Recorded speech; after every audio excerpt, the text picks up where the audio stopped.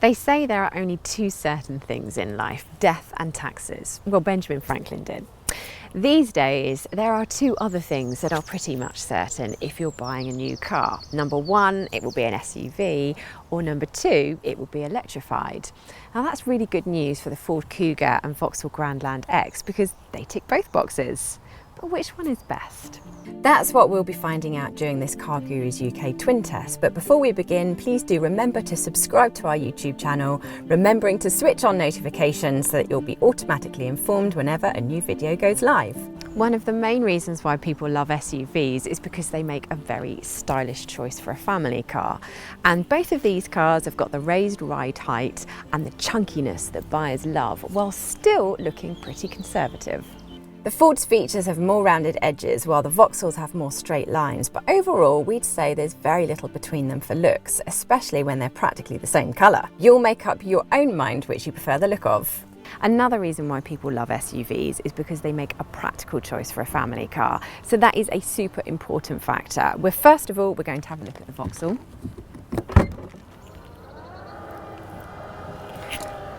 It's a nice square space, but it's not as big as you would get in a petrol or diesel equivalent of the same car. It's not ideal in other ways too. There's a pronounced boot lip to heave heavy items over, and although you can drop the spring-loaded rear seats by putting catches in the boot, they lie at a pretty steep angle. Still, at least there's a handy space under the boot floor for stashing your charging cables. It's a similar story here. There's sufficient space for an adult to get comfy, and thanks to the wide cabin and the flat floor, you can sit three people side by side. Head and legroom is adequate, but you will feel a little bit hemmed in compared with its rivals. And the Kuga is among those rivals. There is appreciably more space back here. You can really stretch out. And thanks to the wide seat and the flat floor, you can also carry a third person in this middle seat, just like you can in the Vauxhall. In fact, there is so much space back here for your legs, you can move the seat forward and then give the boot a little bit more space, which is not an option in the Vauxhall and really adds to the Ford's versatility. Size-wise, there's not much in it. The Ford does have a slight advantage in that it has 412 litres of boot space versus the Vauxhall's 390 litres, but that is with the seats all the way back. Slide them forwards and your boot space is boosted to 526 litres, giving the Kuga a sizable advantage. There's no load lip to speak of either, and although the rear seats don't quite lie flat like in the Vauxhall, the angle isn't steep.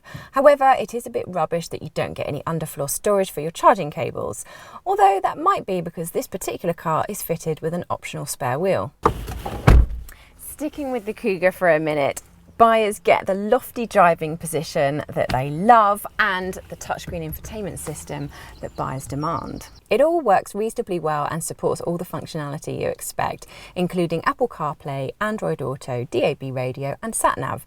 These digital instruments are standard on most versions too, and not only are they cool, they're also configurable and impressively clear. The dashboard layout is clear with simple buttons to control the ventilation system, but the steering wheel is less clear-cut because it's absolutely smothered in tiny fiddly buttons, and it's not immediately clear what everything does.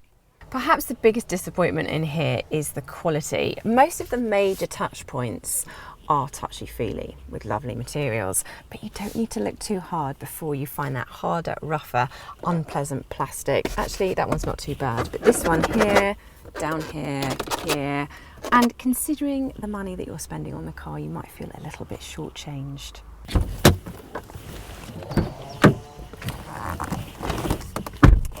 Hop into the Grandland and things are, well, grander. Okay, so the instruments aren't digital, the design isn't all that interesting, and the colour scheme is pretty unadventurous. However, the materials do feel posher and more substantial than in the Ford, so it feels like a classier environment generally. The touchscreen is fairly easy to find your way around, if not quite as easy as the Kugas, and all of the important functionality is present and correct. There is just one annoying thing though. You have physical ventilation controls, but even so, if you want to change the direction of the airflow, you have to delve into the touchscreen, which is both irritating and distracting.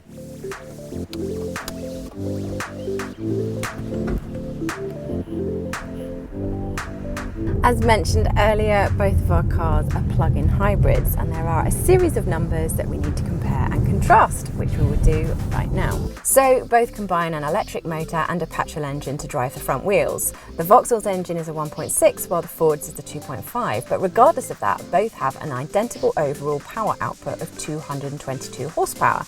In both cars, you juice up the batteries by plugging into the mains, and according to official figures, a full charge will take you an all-electric range of 34 miles in the Vauxhall and 35 miles in the Ford.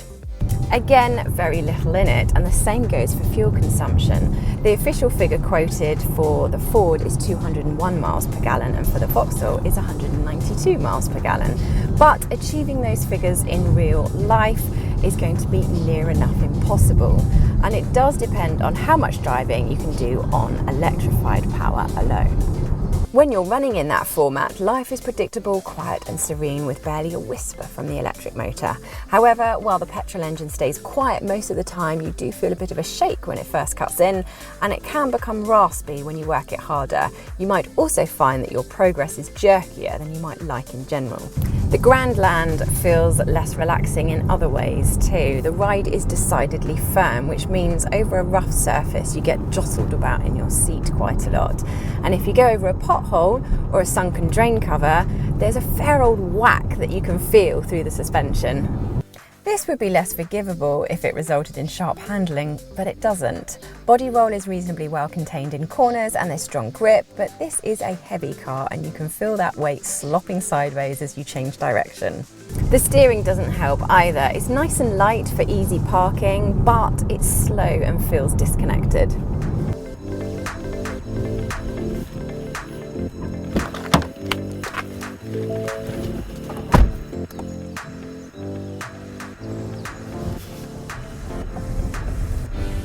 Climb into the Kuga and you're in for a very different experience, and maybe most importantly, because it's going to be used to carry families around, it's a lot more comfortable. You're not jittering over small bumps, and it does a better job of absorbing the impact of larger bumps. Overall, it's a much more civilised way of driving around. It's also more assured than the Vauxhall in the corners too. Again, it's a heavy car, so it's never going to be the last word in agility, but the steering is quicker and more responsive, making the whole car feel much more eager to turn. You will also feel that the steering wheel is weightier in your hands, and you're provided with some genuinely useful feedback to your fingertips. Not only does this make the car more satisfying to drive, it also makes it feel safer and more assured. When our two cars have identical power outputs, it's no surprise that performance feels very similar as a result. According to official acceleration figures, it's the Vauxhall that is quicker from 0 to 62 by about half a second. But it's actually the Ford that feels a little sprightlier when picking up pace on the move. However, there's very little in it, and both cars provide you with strong muscular performance, whether you're running on electric power, petrol power, or a mixture of both. It's also true that neither of our cars feels comfortable when slowing down in a hurry. It feels like the brake pedal has got a lot on its plate. It needs to work harder against the laws of physics in order to slow down the extra weight of the batteries. It needs to recycle kinetic energy back into the battery. It needs to disconnect drive to the wheels when needed. Basically, there's a lot going on there. The result is that you have to give the pedal a good old shove to get the car to pull up, and you don't get much feel from the pedal either. That's not unique to these cars because most EVs and plug-in hybrids do feel like this. It's worth noting though that the Ford's pedal does feel slightly less overloaded.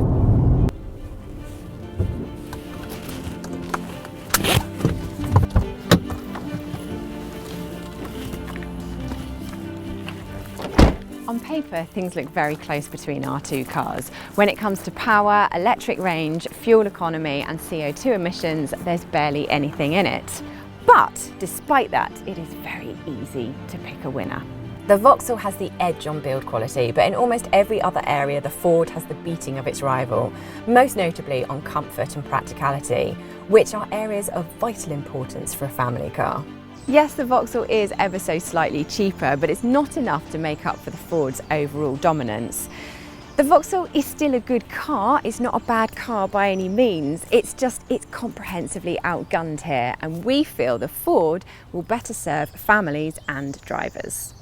Do you agree with our verdict? Let us know in the comments, and remember to leave us a like and subscribe to the CarGurus UK YouTube channel. And remember to visit cargurus.co.uk when searching for your next car, because that's where you'll find great deals from top-rated dealers.